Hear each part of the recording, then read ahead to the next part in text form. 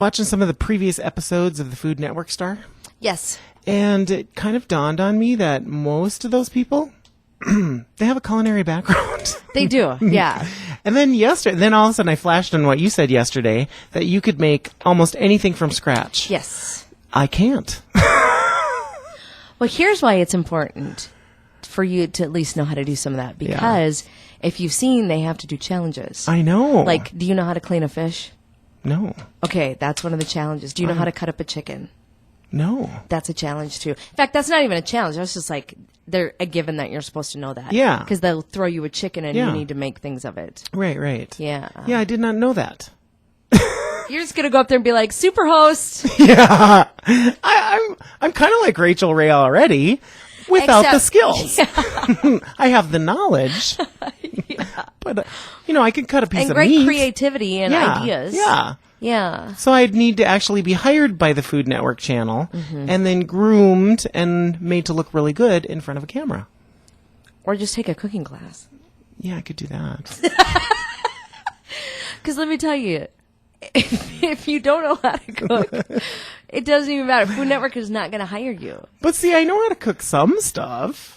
I mean, I know how to cook, like, the basics. But they hire chefs to do all the prep cooking. Yeah. Because here's what you don't see in these live cooking shows, a lot of that stuff, like Emerald's show was. Yeah. Well, there's about 30 people in the back cutting up the chicken, boning the fish, cutting up all the little veggies, and you have to do it very quickly. Yes. So you have to have great knife skills. Yeah, so I figured I'd have those people behind me backing me up.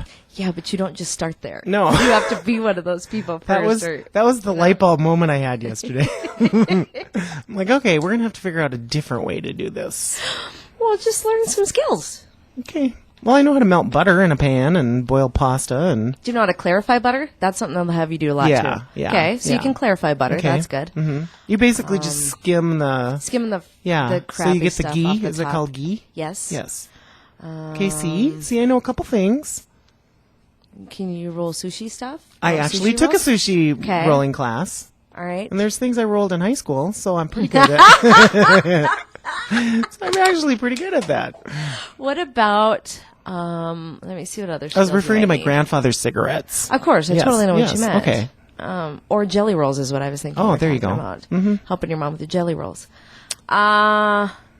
Do you know how to bake, right? Sift and stuff? Yeah, I mean, make biscuits and such? Well, I mean, do you have to have the recipe in your head, or do they have recipe cards? No, they don't have recipe. And it's a lot of by feeling. Really? Yeah. So here's another thing that you need to do. Okay.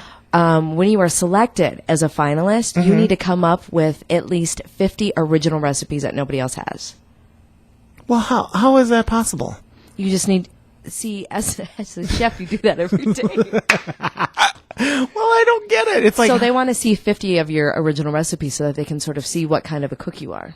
So, I mean, like a musician wants to come up with new songs. Right. Yeah. But they kind of spin off some of the old songs. Right. And you can take something like, let's say one of your original recipes is taking a classic everybody loves and making it into something unusual.